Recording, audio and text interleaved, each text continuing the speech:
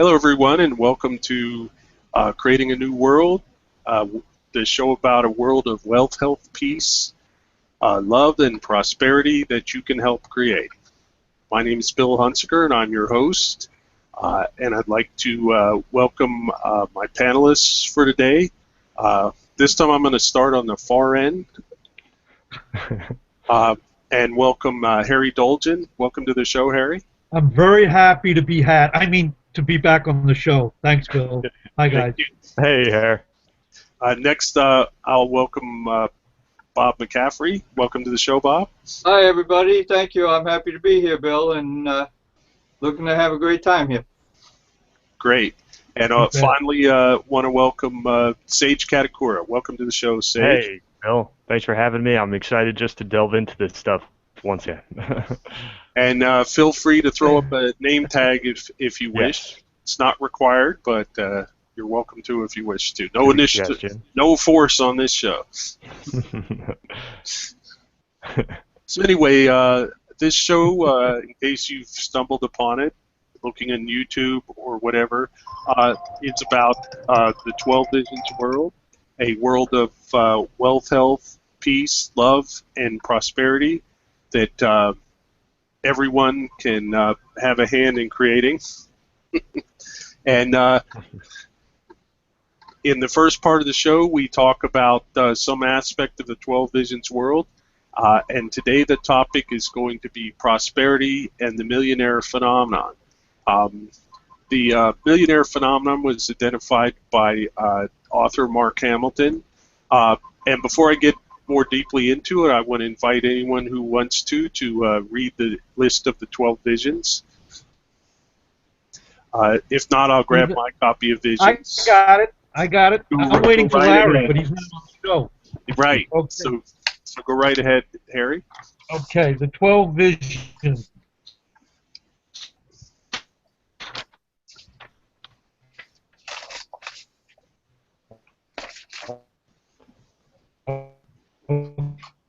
Okay. Harry, you're breaking up. So Vision nope, he's breaking up. One. You were number 2 and 3. How about now? Now it's better. Where did we leave off? We couldn't understand you, so we don't know. Start over. Okay, 12 visions. Vision number 1. Become the person you were meant to be.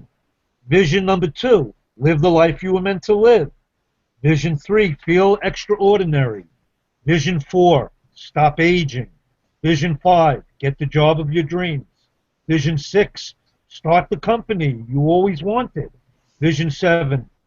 Embrace the lover of your fantasies. Vision 8. Diet down to the body you have always envied. Vision 9. Become a genius. Vision 10. Surround yourself with geniuses. Vision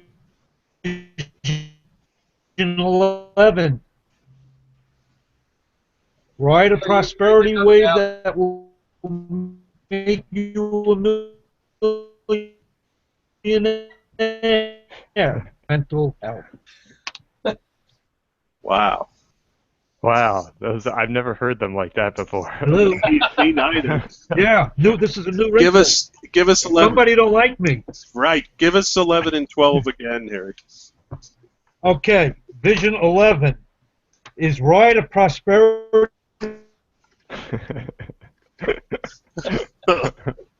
Wow.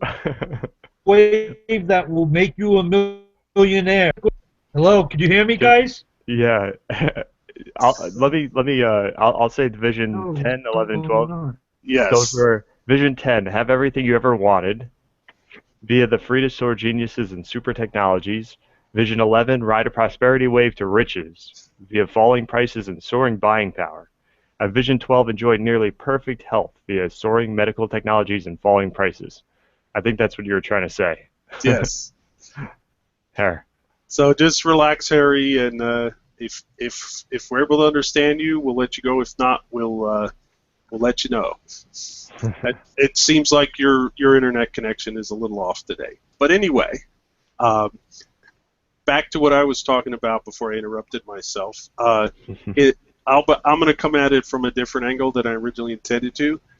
In the world today, which we call the anti-civilization, in order to prosper and live like a millionaire, you literally have to somehow get $1 million or more.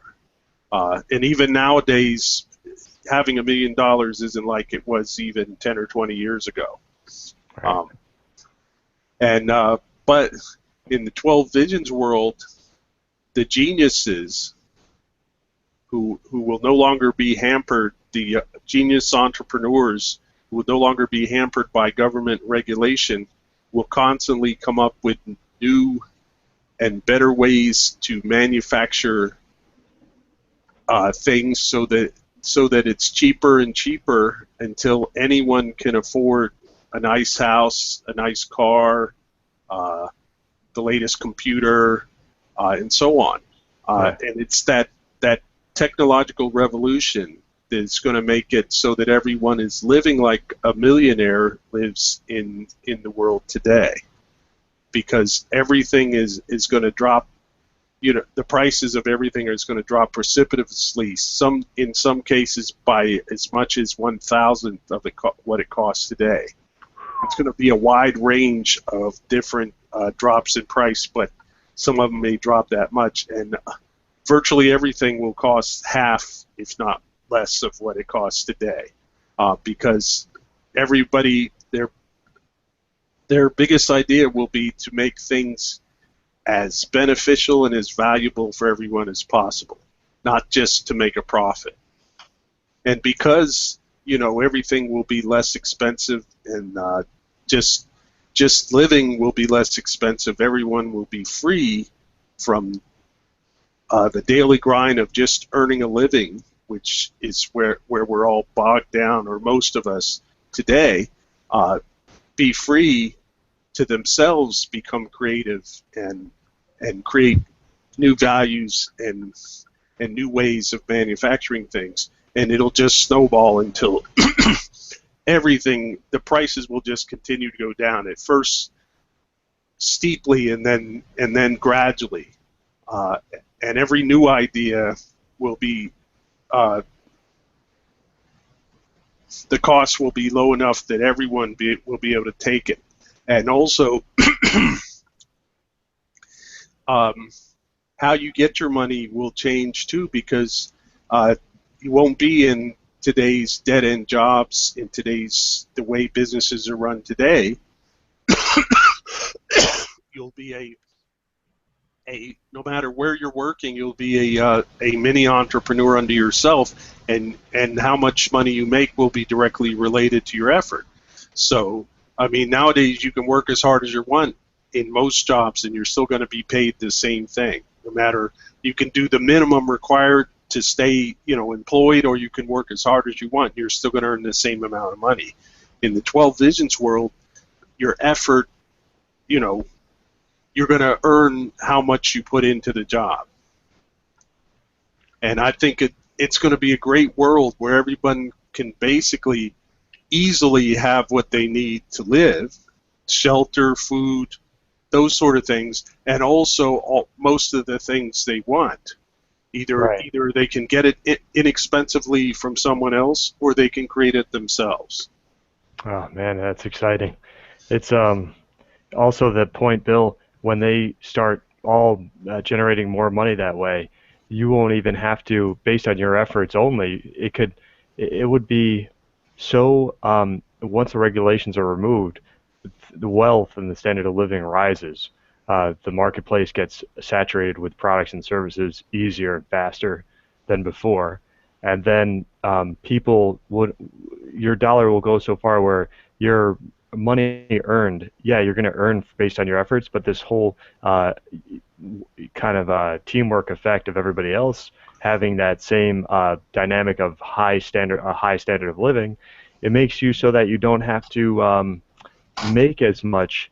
So you're going to be, I think it'll create an environment where you're doing only what you love, and that's it. And then it's not so much just on your efforts, you won't even be knowing you're working so much. You'll be just having if your living expenses are covered, you can afford any kind of entertainment you want to do. I think it's going to come down to people just doing what they really truly love to do without any reward for it, and that's an exciting concept. I think that just to be in that place would be so cool. Absolutely. Anyone else have any comments on that topic?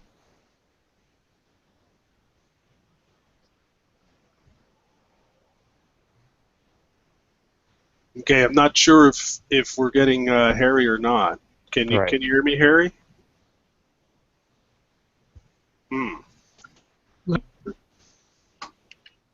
Can't hear me.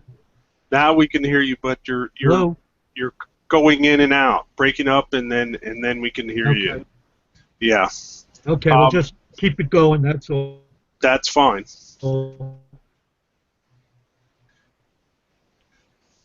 Okay. In that world, we'd have better computer technology too, so Harry would be flawlessly on this show. Absolutely, absolutely. Of course, another aspect of the 12 Visions world is there won't be any income tax at any level, so you'll be able to keep 100% of what you earn, and your income will almost double from that if you count federal, state, and in some cases local income taxes. Yeah, that would help me out so much right now. Yeah, all of us. Yeah. Yes. Yeah. Especially as a business owner, when you make more, they sure escalate that tax, and I don't know. I see it as huge chunk payments that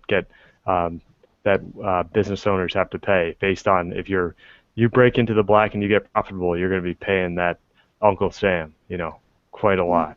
I don't know for what either. I don't know exactly what he's done for that. Can you hear me, guys? Yes. Go ahead. I just wanted to interject. They should have on this Google Hangout something for the hearing impaired, where they'd have the letters going when the person talks. That would be cool. In case we have problems with the technology like we're having today. Right. Yeah. That would take somebody typing in as we talked, and we would have to supply somebody to do that. Yep. Not that fast. Yeah. Mm-hmm. Yeah, we don't have instant verbal translation technology yet, although we're getting closer and closer every year. Yeah. To me, it'll be a matter of, for someone, prosperity, for everyone, prosperity means something different. Mm-hmm. I mean, for one person, it means having every new gadget, as it comes out. For other people, it means just having a comfortable place to live, and the ability to get a new book every once in a while, or even just to relax with friends, or even to be able to go on a fishing trip every once in a while. That it can be as simple as that. So, but whatever prosperity means to you in the 12 Visions world, you'll be able to have it without breaking your back at a job where no matter how much effort you put into it, you get paid the same thing. So for some people, it's just the necessity of having a roof over your head. Some people don't even have that. So. A lot of people there, Bob. You're right. So many people live under that paradigm, and it doesn't need to be that way. I just wanted to add real quick, Bill, about the new technologies. My brother just got the PlayStation 4 with the new Batman game, and it's just incredible how the graphics are getting and the controls that you can virtually be Batman, in that video game. I don't play video games. I don't care for them, but I just love how that technology, he paid $300 for it, and he paid $300 for the previous system, and he paid the $300 for the previous system, but now for that same $300, based on technology advancing, the computing power of that machine, and he can go online and play with people all across the world. The graphics just are incredible. He's getting so much more value for his dollar, and that's the same type of effect. And that's not over too much time. That's over generally a very short span of time from PlayStation 1 to PlayStation 4. And if you look at medical technologies and all the other industries, I wish we could have that same progress, you know. Absolutely. You know, having, you know, being able to just see your doctor on a regular basis to stay healthy without having to have insurance to do it. Oh, yeah. It's, you know, because part of the problem with medical care is that the government has made it so costly with all the regulation that, you know, you need insurance just to see your doctor on a regular basis, just to go visit your doctor and you know, and if, I mean, that's why people end up going to the emergency room when they have a cold. Yeah, right. And Because that's it costs so much to see their doctor, and they use up, and that way they use up their medical benefits, and it's, you know, and if you ever have a really serious illness or disease, then basically, eventually your health insurance runs out because there's a limit, and next thing you know, you owe hundreds of thousands of dollars, and you never get out of debt. right. And education also will be much less expensive and different, because unfortunately now, if you go to college, you have to pick a college based on what their political views are, almost as much as how you know, how what their educational merits are. Because if you go to, you know, if you go to a college where you disagree with the political views, and you have to check out your professor, because if you take a course and the professor disagrees with your political views, they'll give you a lower grade than someone else that agrees with them. And that's not really cost, but you know, and it seemed like educational costs skyrocketed when the government got involved and started subsidizing education. Oh, is that when they started subsidizing the high schools and the lower elementary schools, making it where, or is that with the state universities? And Yeah, that's what I was thinking more of college education. Right. Where, you know, it seems odd that, you know, even 20 years ago, you know, you could go to a decent college for a couple $1,000s a year. I know. And now, you know, just about any 30,000. place you go, you're talking $30,000-$40,000 a year. Yeah, It's, that's crazy. and you know, and now they're talking about making education, college education, quote unquote, free. But it's not. None of this is really free, and we know that, because we'll end up paying it one way or another through higher taxes or higher government, you know, federal debt or whatever. Because the problem with federal debt is they basically created something that our children and our children's children are going to have to pay for eventually, before they're even born, let alone asking if they agree to it, you know. And for them to be in that position to make decisions on improving the educational system with all that tax money and then improving all the other industries, it's not very logical or smart, I think, with all those people that are trained lawyers, and they don't have detailed experience with each of the different areas. So what are they doing making the decisions for it? I don't get it. Neither do I. And I want to thank you, everyone. Thank you, everyone, for that discussion. We're going to move on to part of the show that seems to be a favorite of everyone, at least on the panel, and that's Where's the Force? And the topic for today's Where's the Force is homeowners associations, and also other aspects of being, you know, owning a home, but mainly homeowners associations. Bob, where's the force? Well, I was looking at something last night on the news, and there's an individual out in Long Island was trying to learn to be a pilot and had his own Piper Cub, and apparently for medical reasons they've taken his license away, and he's not able to become a pilot. So naturally, keeping an airplane at an airport, it costs you a lot of money.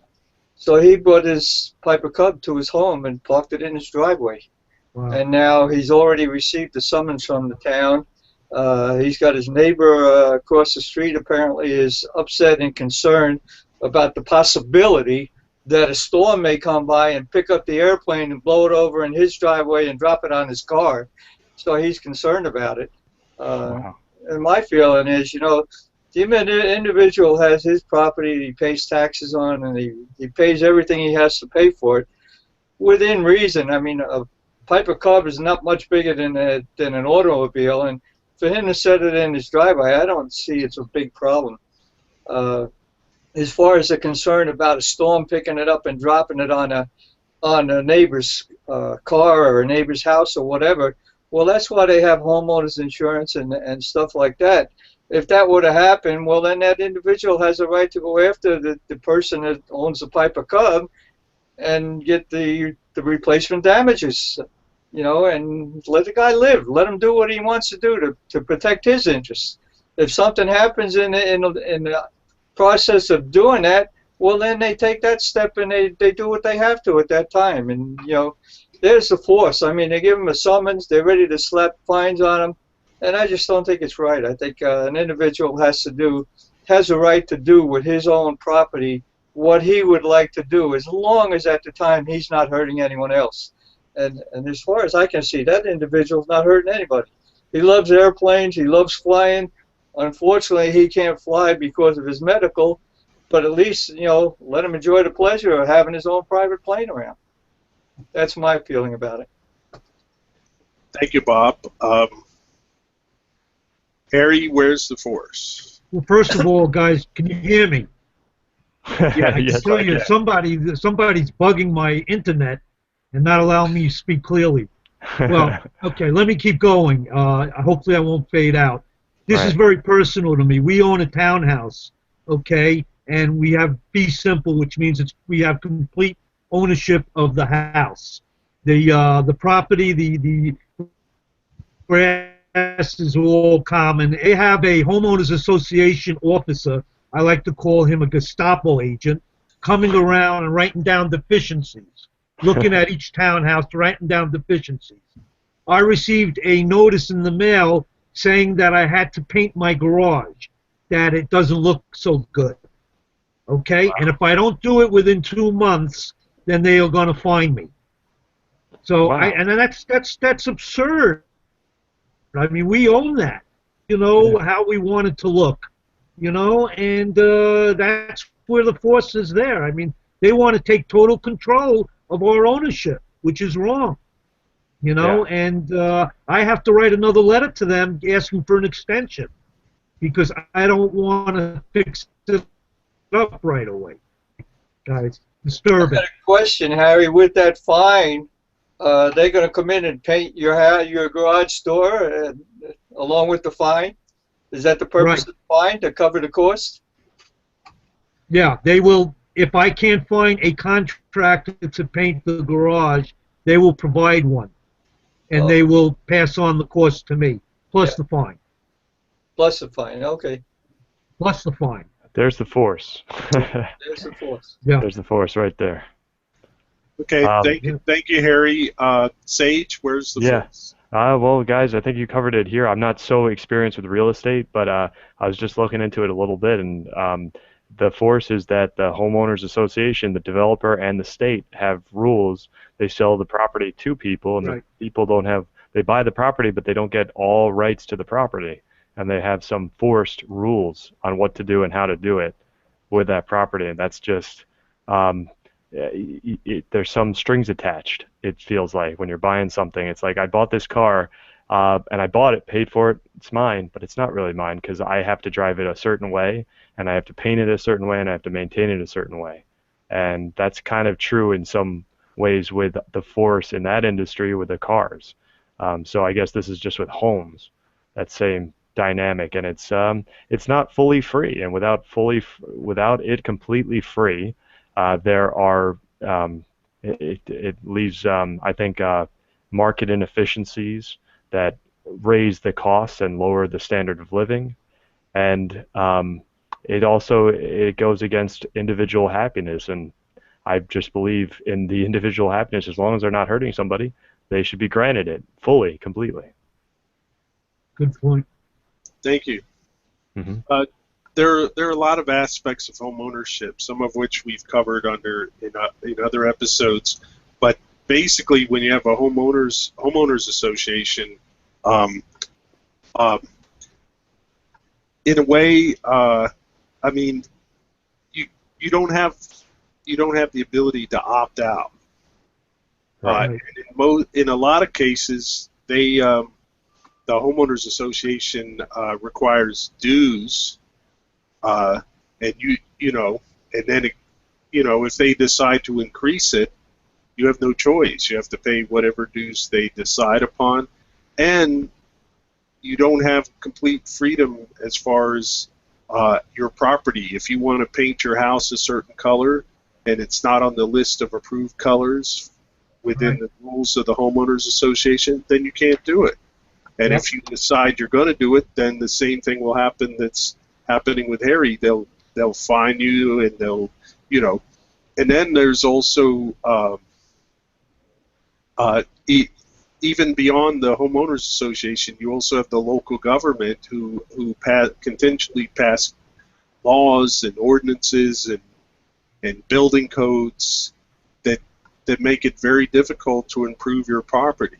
I mean, I've had many. I mean, basically, you really, really have to do your homework, because if you decide to build a shed in your backyard, depending on which town you live in, you may have to get a very expensive permit. You may have to have expensive inspections on the shed. There may be certain ways you have to build it that are expensive, such as putting down a cement slab under it, and basically, everyone should have the ability on their own property to do what they wish, as long as it doesn't affect their neighbors, the people around them. Agree. And they take responsibility for anything that comes from what they decide to do on their property. Part of the problem with all these regulations is that it takes, people don't accept responsibility, or they defer it, or just say, I'm going to do what I want because I'm mad, because somebody's forcing me to do something. I mean, usually when you're forced to do something, you do one of two things: either decide not to do it, or you decide to do it your way anyway, and then it ends up being disruptive and causes a lot of problems. I mean, if someone does something that affects their neighbors, that's when someone should intervene, or there should be agreements between people who have neighboring properties, that if something happens, or if they have a disagreement, for instance, if someone has a tree that one of the branches grows over into your yard and is dumping leaves or possibly fruit onto your lawn, that you have an agreement with that person where you can have go to arbitration to decide whether what needs to be done to remedy that, whether the neighbor is going to pay the costs to maintain your lawn, remove what his tree is causing, or if you can basically cut the branch off, or if you can remove the tree entirely, because it may be a situation of cutting that branch off is going to destroy the tree. Yeah, and that's awesome. Yep. So basically, instead of a homeowners association, you should have an agreement with your neighbors, your direct neighbors. Yeah. And there may be a general agreement for a neighborhood, but then people shouldn't have the ability to arbitrarily change that agreement. It's just like approving a contract. You live by the contract, and when the contract's acted against, there's possibly outside arbitration or something that is worked out. A new agreement is worked out with the two parties, but without the government, without anybody interfering. that'll happen. Everyone, That'll work 95% of the time, and for the 5% it doesn't, you don't need all this litigation and regulation giving 100% of everybody, rules on 100% of everybody. You should still have it should go to process to another form of business to get a new service, a new product to help solve that conflict. mhm. And the homeowners association bylaws, I don't know if you ever saw the documents. They're about 50 pages. I think attorneys have written them. The regular person cannot understand it. Okay? And I think it's done that way on purpose, so you don't understand them. So, you know, there's so much, and it's small print, and you'd have to take it to a lawyer. And he'd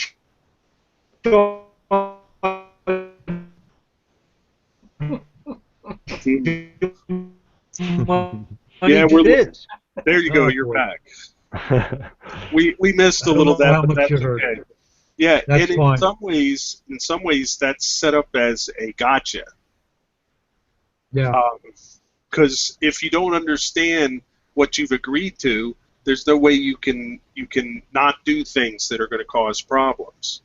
You know, Harry, I want to try something real quick. Yep. Turn off your camera. We won't be able to see you, but that may make it so we can hear you all the time that you're talking. Just that's fine. You're not missing much. Yeah, click on where it says turn off. There we go. We'll try that and see if that works.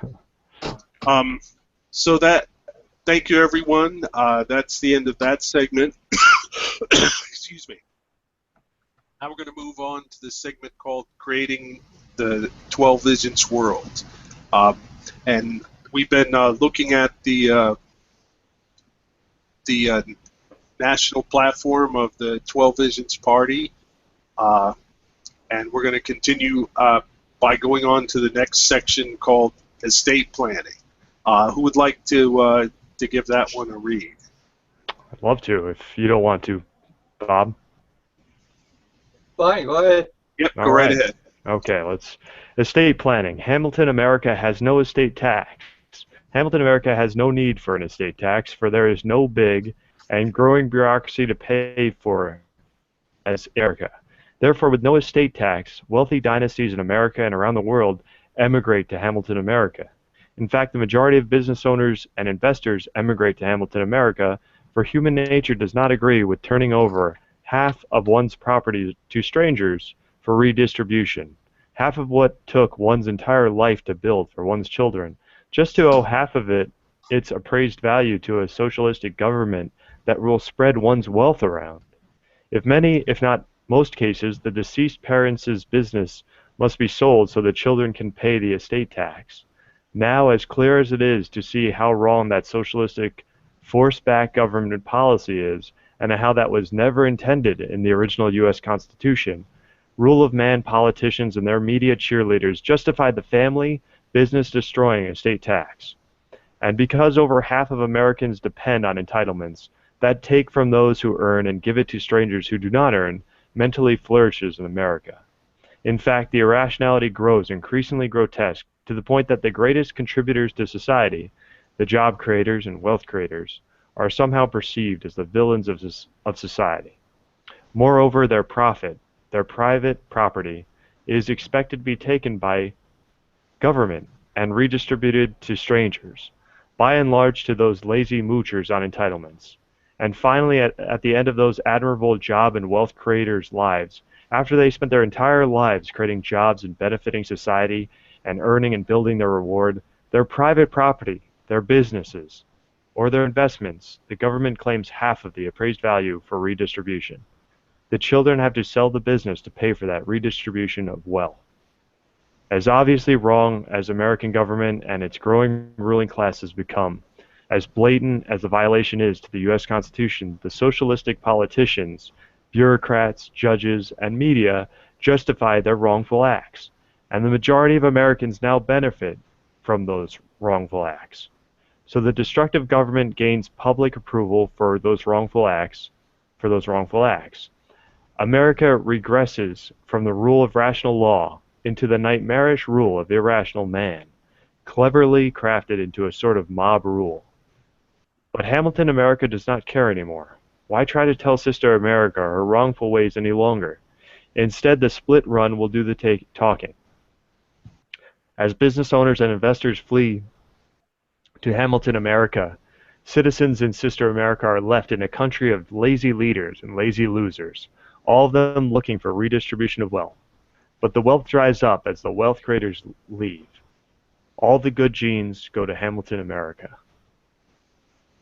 Should I continue on, Bill? No, we'll go ahead and discuss that section for a while. Sure.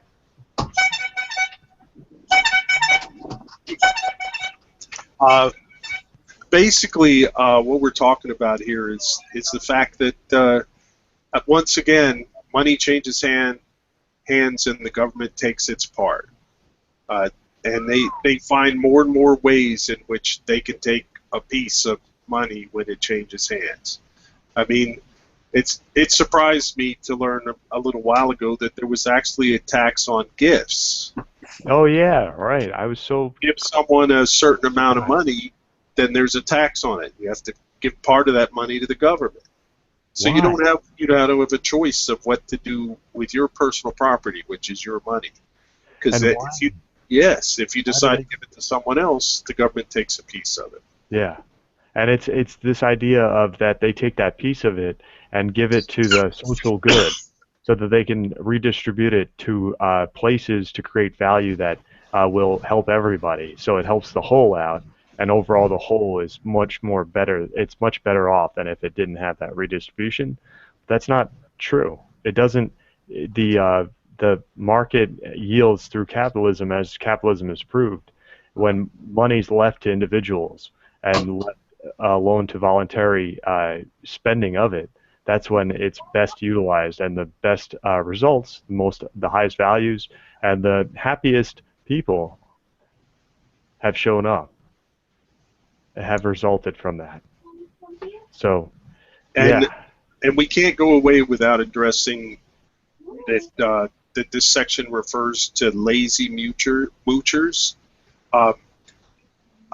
Unfortunately, the way welfare has developed in our country, it's gotten to the point where people aren't really helping people in need anymore. They're just giving them money. And that doesn't help anyone. I mean, a long time ago, back in the 80s, I got down on my luck and I couldn't work, and I went to the local local welfare office, and yes, they gave me some money, but I also had to check in with them and let them know what I was doing every week. And if I didn't show that I was trying to find a job, that I was trying to do something, they would have stopped giving me money.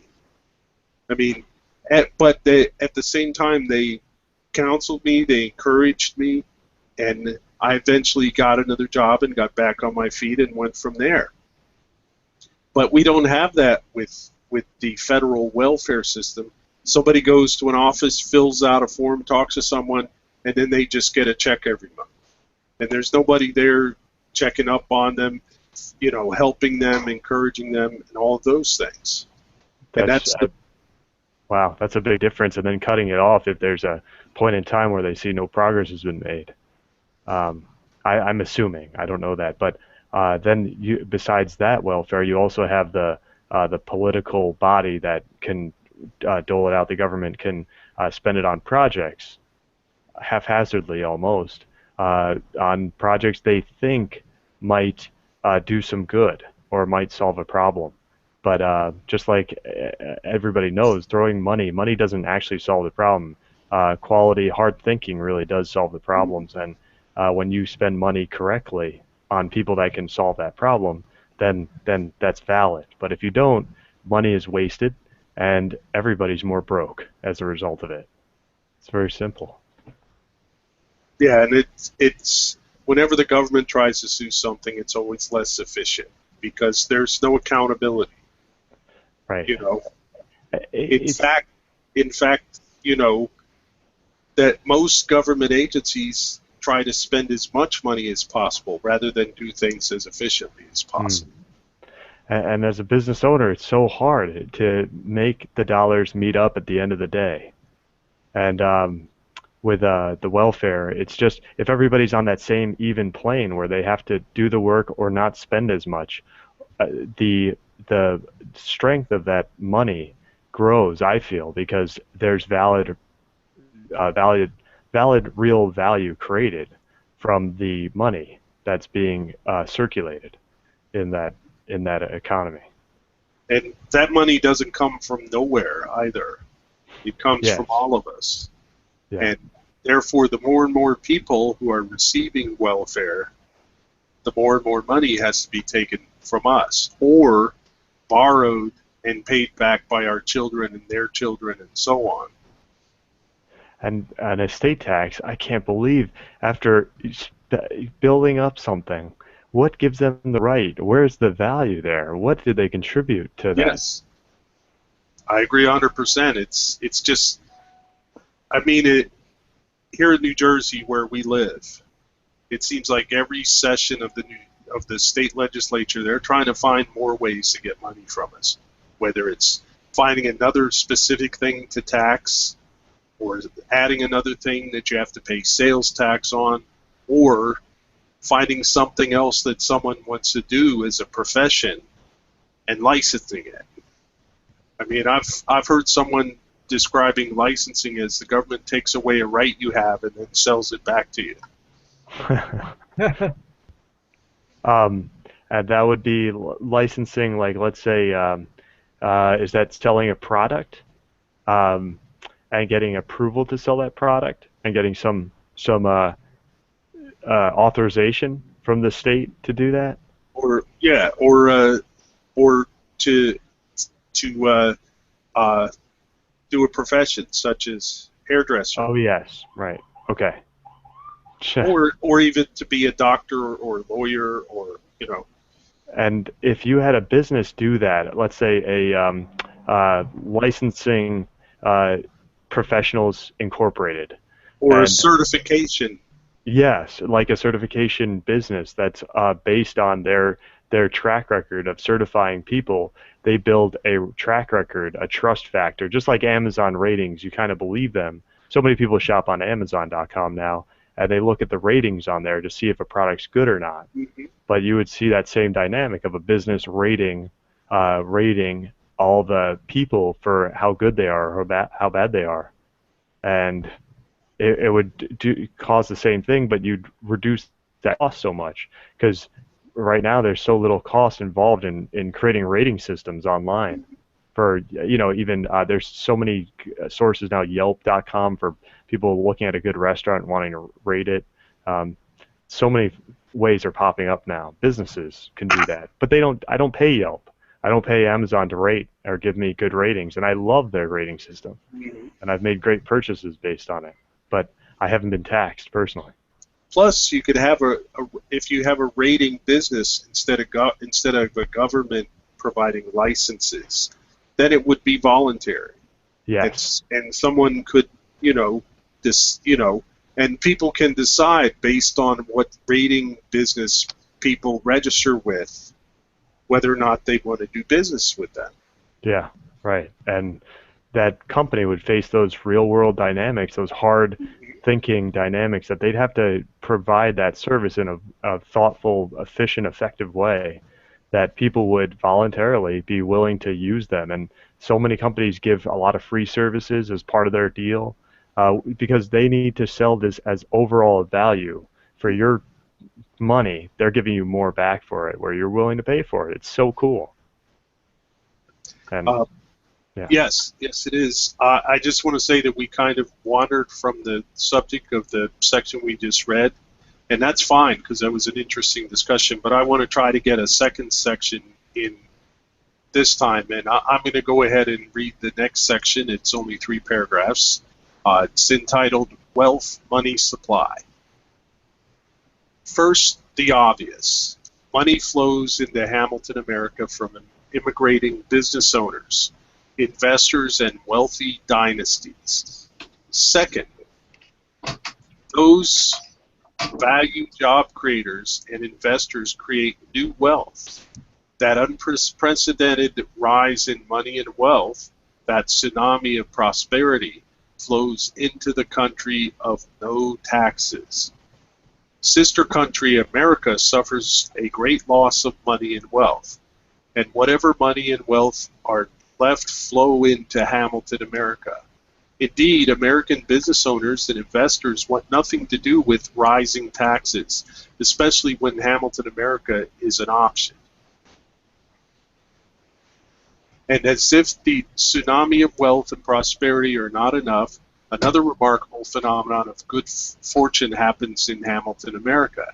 Never before has any country entered into the great technological revolution. The forerunners, the clouds before the great technological storm, were the computer and information revolutions during which costs collapsed to fractions and buying power multiplied 1,000-fold, making all consumers in those industries essentially rich. Yet unlike deflation, in which prices are driven down because of less and less buyers due to increasing poverty, the great technological revolution enjoys more and more buyers due to increasing wealth. Indeed, rapidly falling prices in the great technological revolution make all Hamilton American citizens wealthy and add never before seen wealth to the new and booming nation.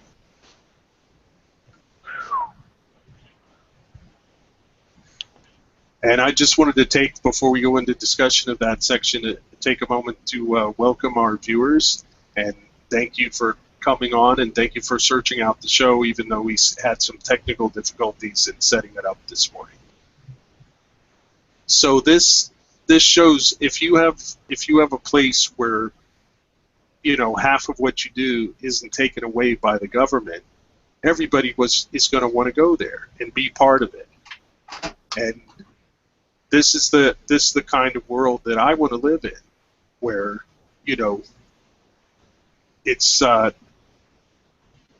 you know, and it's not going to be just open season where people can you know, because people are going to be smart, and if someone's ripping people off, they're going to notice. And also, just what you talked about before, Sage, those rating systems. There's going to be rating systems online, and if someone gets ripped off by a company, they're going to go on and write that up. And other people are going to look and say, wait a minute, 4 people have said, you know, that they were ripped off by this company. Right. And they will carry through. And they're going to look around and see if there's someone else that can give them the same product or service that they're looking for. Yeah, and that dynamic of competition will just make that product or service better and sharper and more efficient, and it's wonderful for everybody. Just also what Hamilton was writing about the influx of funds from other business owners. Business owners are super smart. They know, bottom line is they know how to generate the money, creating businesses for and creating a profit to reinvest so they make more profits while staying in business, meaning that their product or service is good. They're the ones flowing money into the Hamilton America. I think most people would love the chance, love the feeling of being in that country, because the prosperity. It's one thing to read about it, but to live that and to see how suddenly everybody loves to have more money. Everybody loves to have less grueling work to do, or follow through work to do, or work that they don't really want to do but they kind of have to do to survive. That's what this is talking about. With that wealth there flowing into Hamilton America, it's going to leaving that money to its own private owners.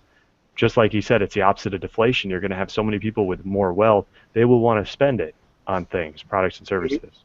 And it's just so exciting, because then the businesses, more businesses will have a greater opportunity of providing services and products for money for people to voluntarily spend on, and it perpetuates. And knowing that you can work as hard as you want, and that the money that you earn, up to half of it, isn't going to be taken away, you know. Right. For people that want to do things that you may not want want done with your money. It might push you to earn more, and certainly earn more with less fear. Not your main motivation wouldn't be fear of doing all sorts of things, living a certain lifestyle. It would be more on just what would you really like to do? More honestly, I think, without that fear dynamic there. And also the idea that the money that you have is going to buy more every year instead of less and less, like it does in the world we live in now. Oh, so exciting. I mean, everybody, like Bill, you said, that's the world you'd like to live in, but I of people that are not, that are just everyday people that I know and I deal with on a regular basis would love the opportunity of being a part of that, living in there. Absolutely. Absolutely. Okay, any more comments before we wrap up this section of the show? No, I just want to offer, I don't know if you guys hear, I love the interaction. Great information. The main point is that government promotes and encourages laziness as far as I'm concerned. And we just have to do something about it. And I know that's probably you're gonna probably talk about that in your next segment, Bill. I know how people can get involved. I don't need any more encouragement for being lazy. I have enough. I have a hard enough time dealing with myself. I noticed that sometimes. Just kidding. Sure. Yes, so we'll move on to a segment that we've been neglecting in recent shows, and that's, on the show, when I originally conceived it, I saw 3 sections. The first section is what the 12 Visions world is like. The second section is how we plan to create the 12 Visions world, which is the 12 Visions movement. And then the third section, which is how you can get involved, how everyone can get involved, how you can help create the 12 Visions world. And we're going to cover that now. I mean, the 12 Visions movement is being organized and administered by the 12 Visions Party. And so the first thing you can do if you want is either volunteer or send money to help them create the 12 Visions world. And the place to go for that is tvpnc.org. That's the website of the National 12 Visions Party, which is basically the head of the 12 Visions movement, the people that are organizing this at the national level. There are also 12 Visions movement organizations in other countries. So if you live in another country besides the United States, I would look around on the internet and see if you can find information about 12 Visions movement in your country. I know there's one in Canada and Australia, and I've heard of ones also in Great Britain and Germany that are just getting started. And if you don't find anything and you're interested in this, start it yourself. Talk to people, find other people that are interested and get together and start organizing, and contact us, and let us, and contact the 12 Visions Party, the 12 Visions movement here in the United States. Contact the 12 Visions Party. Go to tvpnc.org and let them know that you're living in whatever country you're living in, and you're interested in starting the 12 Visions movement in your country. And like I said, you can also give money, and also whatever state you're living in the U.S. or your country, if you find that the 12 Visions movement is being organized, that there's a 12 Visions Party in your country, find them, and you can either get involved directly, or you can give them money to help them organize this and begin to create the 12 Visions world, or you can, you can just talk to people, and another way is this show that we're doing. You can help us support this show. If you have any questions about that or would like to find out information, first of all, there is a email address that you can send your questions and suggestions to, and that is CNW, which is short for Creating a New World, show at gmail.com. And again, that's CNW show, SHOW, at gmail.com.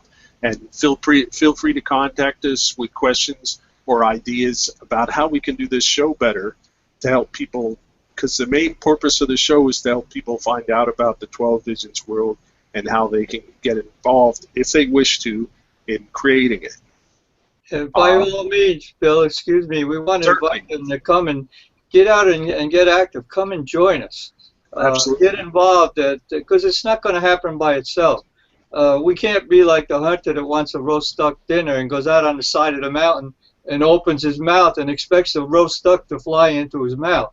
We got to get involved and get out there and work and participate in making it happen. So I encourage everybody, all our listeners and anybody that's interested, come enjoy the 12 Visions Party NC for the National Committee, or join the 12 Visions Party of New Jersey, or whatever state you happen to live in. Get out and help move the party forward. Become involved and join the fun. Have some fun while you're doing it.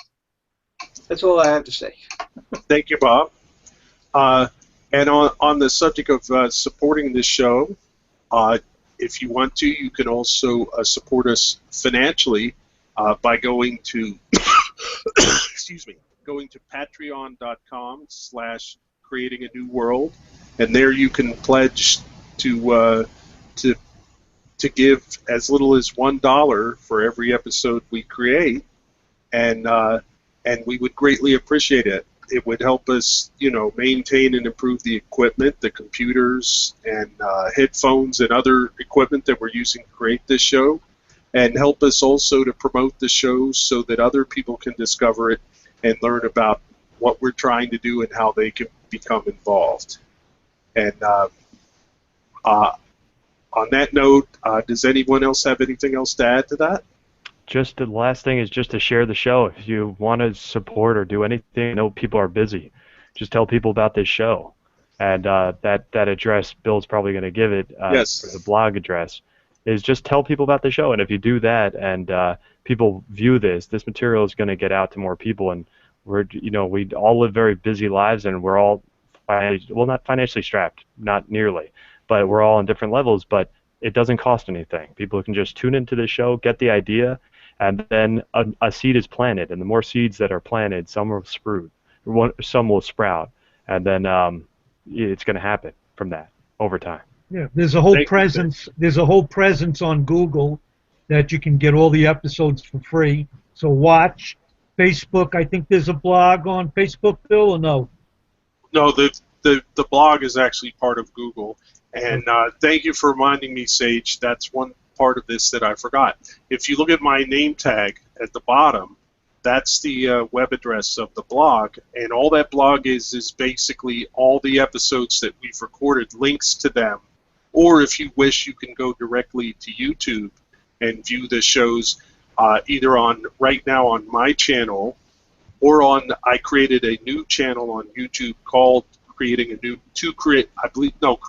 World on YouTube, and you can go there and view the episodes directly.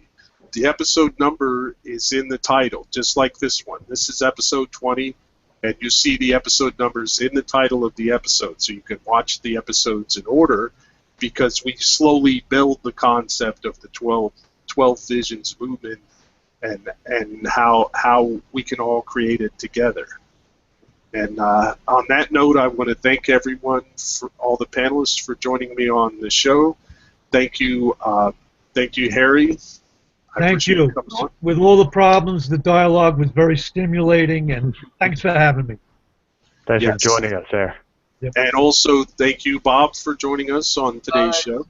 Thank you, Bill, and I'm happy to be here. And for our viewers and all the panelists, I apologize for the interruption with the phone and the fact that I had to leave. I had a house full of people come into the house, so I had to go offline for a few minutes. And I do apologize for that. So anyway, everybody have a great day, and it's happy to see you here.